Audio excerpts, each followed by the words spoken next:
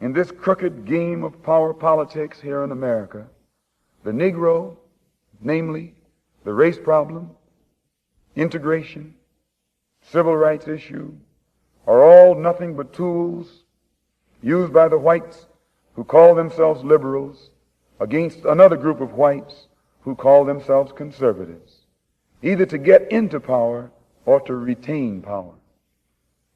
Among whites here in America, the political teams are no longer divided into Democrats and Republicans.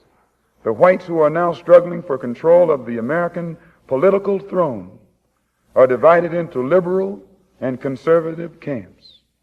The white liberals from both parties cross party lines to work together toward the same goal, and white conservatives from both parties do likewise. The white liberal differs from the white conservative only in one way.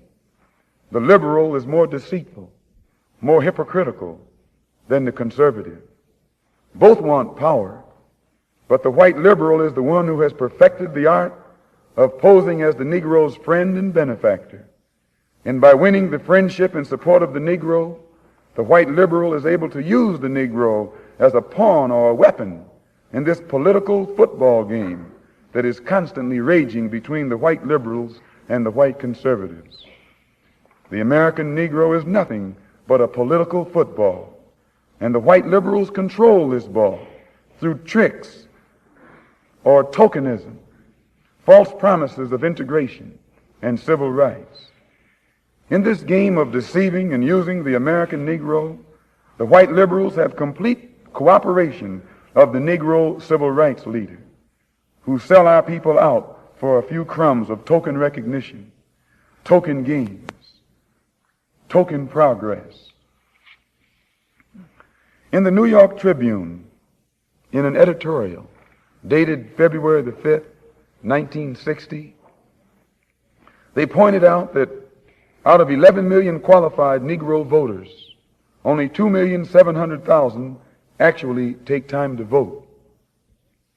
This means that, roughly speaking, only 3 million out of the 11 million Negroes who are qualified to vote take an active part, and the remaining 8 million remain voluntarily inactive. And yet it is this small minority, the 3 million Negro voters, who help determine who will be the next president.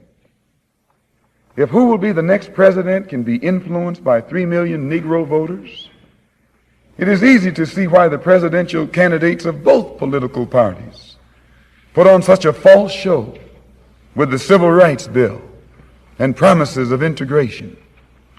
They must impress the 3 million voting Negroes who are the actual integration seekers. And if so much fuss is made over these 3 million integration seekers, what would the presidential candidates have to do to appease the 8 million non-voting Negroes if they ever decided to become politically active? They hold the balance of power. Who are the 8 million non-voting Negroes? What do they want? And why don't they vote? The 3 million Negro voters are the so-called middle-class Negroes, or high-class Negroes, or uppity Negroes, who are referred to by the late Howard University sociology professor E. Franklin Frazier as the black bourgeoisie, who have been educated to think as patriotic individualists with no racial pride whatsoever, who believe in and look forward to the future integrated, intermarried society that is constantly being promised to them by the Negro politician. And therefore, this integration-minded 3 million minority remain an active part of the white-controlled political parties. But it must never be overlooked that these 3 million Negro integration seekers are only a small minority of the 11 million qualified Negro voters. The 8 million non-voting Negroes are the majority, the downtrodden black masses. They have refused to vote. They've refused to take a part in politics because they reject the Uncle Tom approach of the clergy politician leadership that has been handpicked for the so-called Negroes by the white man himself. This clergy politician leadership does not speak for the Negro majority. They don't speak for the black masses. They speak for the black bourgeoisie, the brainwashed, white-minded, middle-class minority, who, because they are ashamed of their race, because they are ashamed of being black and don't want to be identified with black, they are seeking to lose this black identity by mixing and mingling and intermarrying and integrating with the white society. The race problem cannot be solved by listening to the white-minded, brainwashed minority. The white man must try to learn what the black majority wants. The president would be wise to try and learn what the black masses want. And the only way to find this out is by listening to the man who speaks for the black masses.